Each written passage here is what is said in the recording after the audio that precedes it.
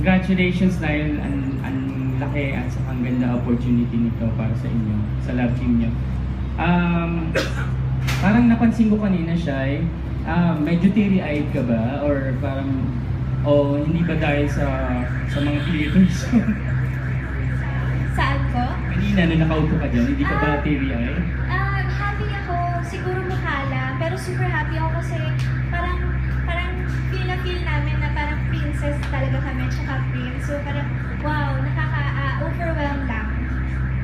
Yun nga, tapos bagay na bagay sa damit nyo ngayon, yung bagong title na binigay sa inyo, TV5,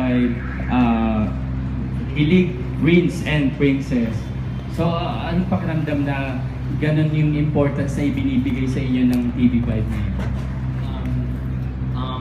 We're really honored and of course really thankful and blessed na to be part of this opportunity, and I'm just missing the words to say how thankful we are. Super happy kasi pinagkakatiwalaan kami ng TV5, and ayun, parang we're so blessed at napakaswerte namin kasi kami yung napili para dito. Bilang Hilig, Prince and Princess, share nyo naman sa amin yung mga Hilig moments nyo, experiences nyo dun sa Hong Kong Disney. Yung sa ride kasi, yung RC Racer, yung parang anchors away dito sa Philippines. So, ang cute lang kasi ang dapat na eksena doon, ako yung mas takot. Ako yung relax. Siya yung parang matapang. Pero yung pagsakay na namin ng ride mismo, yung pag-andad na, nakakatawa na makita si Mark na mas takot kaysa sa akin. Baliktad pala. So, baliktad siya. And dapat kasi, kailangan may connection kami. So, kinukuha ko yung kamay niya sa hawakan, pero ayaw niya ibigay. Yung mas favorite siya sa akin kasi natatakot ako. Dapat the other way na sa kanya ako hahawak. Kumbaga, mas malapit sa kanya kasi parang binibigay ko ng suporta. Pero it turned out nung umandar na po yung ride, ako yung So I find it cute at saka kilig. Ayun. Sa akin naman po, siguro yung favorite ko kasi, what I really like about Shira is, one of the things I really like is her eyes. Because, so yung favorite scenes ko is whenever I have to be really close to her face, parang, and then I have to look in her eyes, and I really like looking in her eyes because they're really expressing, towards me, and it really, syempre, it's my, so every time we have a scene like this, I really like to take my time, tapos parang titingin ako sa mata niya, feel ko. So talagang kinikilig kayo sa isa't isa, may ganung moments ba? Ayan. Medyo konting intriga. May narinig ako na parang sa isang event yata, may mga lumapit na babae daw sa'yo, Mark. Tapos medyo parang tinatarayan yata si Shira. Oo. Medyo, kasi ito si Marky, hindi ko alam, lakas ng charm niya talaga sa mga babae. Kasi babae mismo nalapit. So, kaya siguro nagalit. Sabi siguro, bakit ako kasama, di ba? Actually, they were asking me about Shira. But I was just being nice naman eh. Ikaw naman kasama ko. So, they were just asking, who's that girl? Kasi napansin nila na parang we're always, sitting together. I'm always next to her. So, napansin nila parang, sabi, who's that girl? Kasi they're from America. I mean, who's that girl? Sabi ka, it's my love team, stuff like that. Yung girl daw, parang nagpiplit pa ng buhok. Siguro, dahil crush nila si Mark, dalawa sila eh. Tapos the whole time sila nung nag-usap, ang lakas ng charm niya, siya na, ikaw na. Yun naman, syempre sa'yo pa. Coming from that, Mark, dahil nga sa lakas daw ng charm mo, kahit sa Hong Kong daw, yung mga Chinese, mga ibang nagpapapicture sa'yo kahit saan kayo magpunta. Opo, may mga instances din po na picture, which ako, nagulat din po ako kasi we were parang nagsiset up po, and then there's a long, may pila for Mickey Mouse para magpapapicture kay Mickey Mouse. So I was talking to Shira, and then biglang may lumapit na from mainland China na, which the staff told me from what part of China they are. Tapos nagpa-picture sa akin, nagsa-selfie. So of course me, sabi ko, oh, for sure. So nagpa-picture siya sa akin and then tingin na naman si Shaira sa akin. Lakas talaga. Meron din one time, nag-take kami. So talagang nakita ko din yung dalawang babae na Chinese. Naghintay talaga kay Mark para lang makausap siya. Wow, feeling international star si Mark. Mabenta siya sa Chinese. Oh, last question na lang.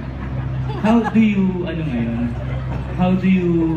describe yung love team nyo?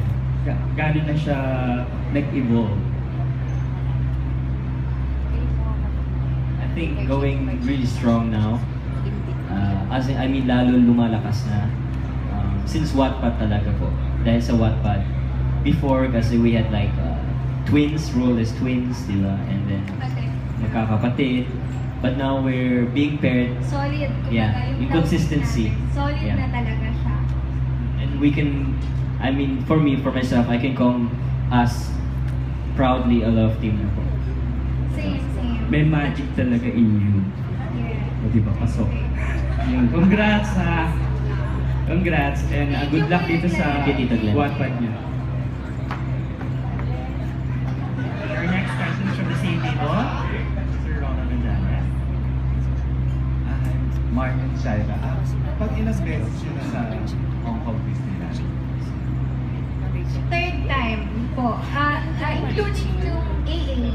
Oh yes, third time po. From AA, and then nung February po yung Ocular, and then for the shooting talaga, that was one. Pero first time to yung matagal na nag-taping kayo doon ng ilang days, I think 7 days na. Opo, 1 week po 7 kami. days. First time po yun. So, may na-discover pa ba kayo sa isa't isa, especially working abroad na iba syempre yung environment, yung culture, at mas nagkakasarili man kayo, sabi nga ni Tita Glenn, So, ano yung na-discover nyo, paano pa yung na-develop sa inyong dalawa while working in Hong Kong? Ako, habang nasa Hong Kong kami, nakikita ko na parang nakikita ko sa kanya na yung mga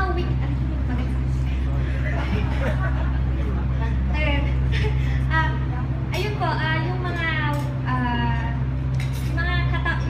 kung saan siya takot, kung saan din siya kung ano yung mas magpapasaya sa kanya, ayun.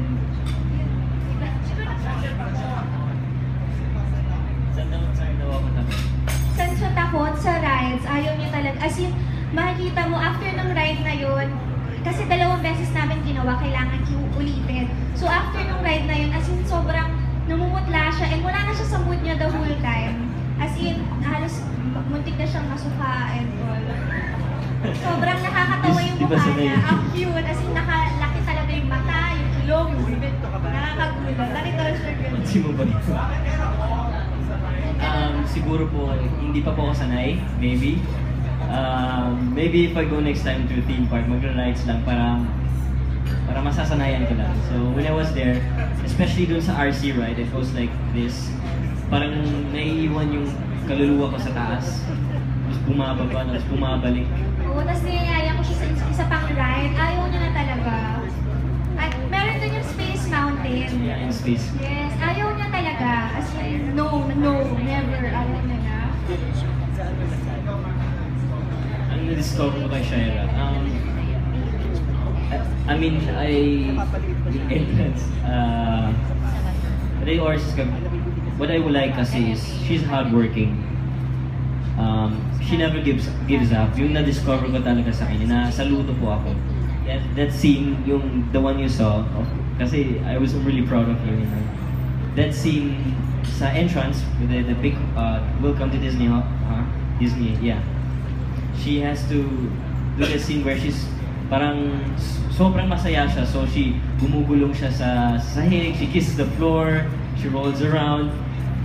I was watching her while doing the scene from afar, and talagang I'm so proud of you na you're so hardworking, you do everything, lahat ng effort mo talaga. I really appreciate it.